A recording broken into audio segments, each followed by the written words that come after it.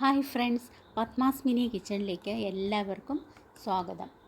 വളരെ ടേസ്റ്റിയായ ഒരു വിഭവമാണ് പച്ചത്തിയൽ.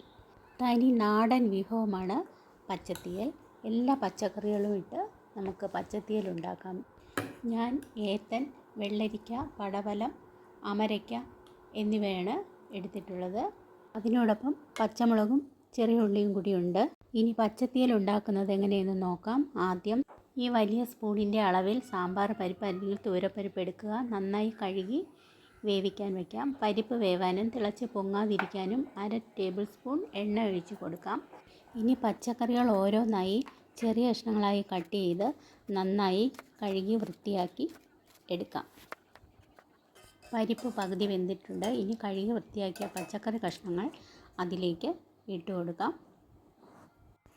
1/2 സ്പൂൺ മഞ്ഞൾപ്പൊടിയും ആവശ്യത്തിന് ഉപ്പും ഇട്ട് 1.5 ഗ്ലാസ് വെള്ളം ഒഴിച്ച് മൂടി വെച്ച് വേവിക്കാം.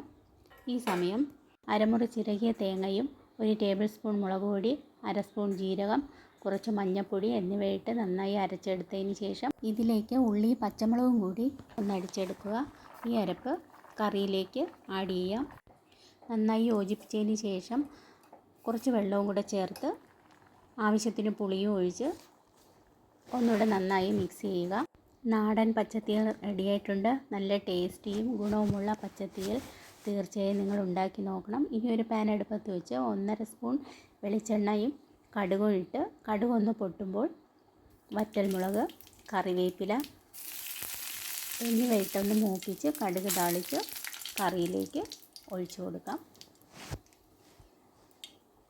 നമ്മുടെ സ്വാദിഷ്ടമായ പച്ചത്തിയൽ റെഡിയായിട്ടുണ്ട്. തീർച്ചയായും നിങ്ങളിത് ഉണ്ടാക്കി നോക്കണം. പച്ചത്തിയൽ നിങ്ങൾക്ക് ഇഷ്ടമായോ? വളരെ എളുപ്പത്തിൽ ഉണ്ടാക്കാൻ പറ്റുന്നതാണ് ഈ പച്ചത്തിയൽ. നല്ല ടേസ്റ്റുമാണ്. തീർച്ചയായും നിങ്ങളിത് ഉണ്ടാക്കി നോക്കണം. എൻ്റെ ഈ വീഡിയോ ഇഷ്ടമായെങ്കിൽ ഇനിയും സബ്സ്ക്രൈബ് ചെയ്യാത്തവർ സബ്സ്ക്രൈബ് ചെയ്യുക. ബെൽ ബട്ടൺ ക്ലിക്ക് ചെയ്യുക. ലൈക്ക്, ഷെയർ, കമൻറ്റ് എന്നിവ ചെയ്യുക. അടുത്ത ഒരു പുതിയ വീഡിയോയുമായി എത്തുന്നതുവരെ എല്ലാവർക്കും Goodbye.